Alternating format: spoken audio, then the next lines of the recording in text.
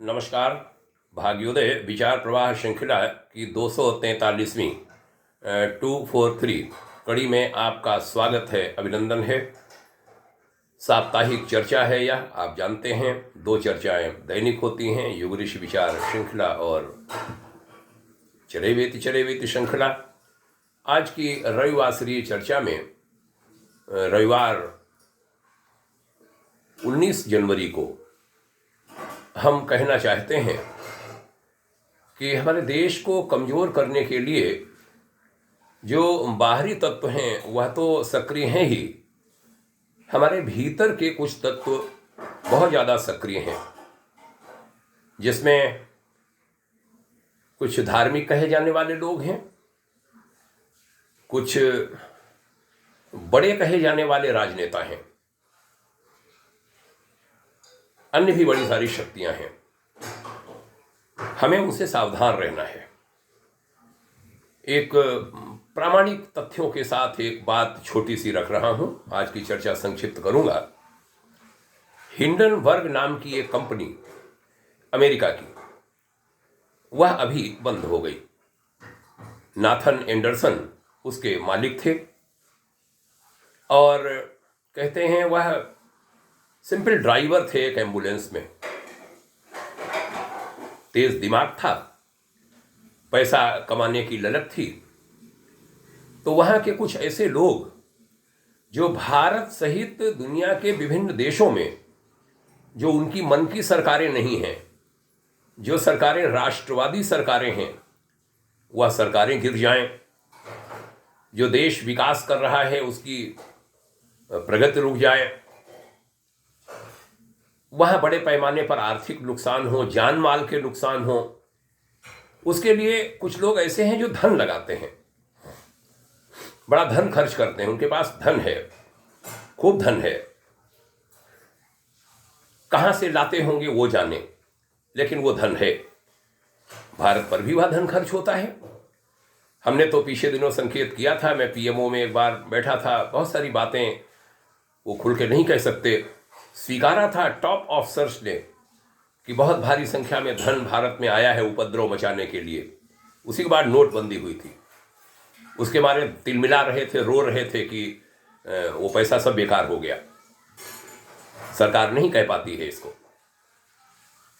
तो Hindenburg company बंद हो गई। क्यों बंद हो गई, क्या कारण है, ज़्यादा मालूम नहीं।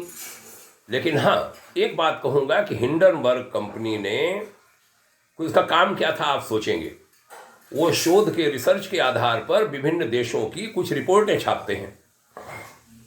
वो जब पब्लिश करते हैं उस देश में जाती हैं, दुनिया के विभिन्न जगहों पर जाती हैं। फिर उस देश के जो लोग अमेरिका के उन पैसे वाले लोगों के भड़कावे पर हमारे देश को कमजोर करना चाहते हैं, सरकार को गिराना चाहते हैं, खुद आ जाना चाहते हैं वहां, वह उस रिपोर्ट को लेकर यहां शोर मचाते हैं, पार्लियामेंट में मचाते हैं, जनता में मचाते हैं, मीडिया में मचाते हैं। और वो यहां खूब हुआ। तो पार्लियामेंट में तो यहां तक स्थिति हो गई कि जो विपक्षी पार्टियां थीं, उनकी साथी पार्टियां, उन्होंने मना कर दिया जब उन्हें खबर लगी कि कमजोर देश को कमजोर करने वाली ये साजिश है। उन्होंने उनका साथ नहीं दिया, लेकिन चिल्लाते रहे लोग, चिल्लाते रहे। तो भारत में अडानी अंबानी जैसे लोगों का विरोध करने वाले लोग हिंडनबर्ग की रिपोर्ट का सहारा जो ले रहे थे, झूठी अफवाहें फैला रहे थे, वो बाद में सब झूठ निकली थी।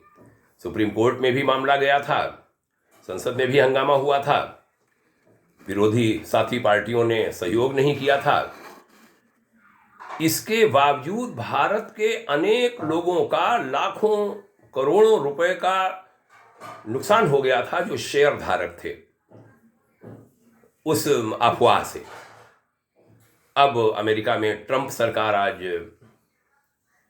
19 हो गई है, कल ही तो शपथ हो रही है, कल ट्रंप सरकार आ जाएगी। और ट्रंप सरकार ये सब पसंद नहीं करती जो ये लोग कर रहे थे।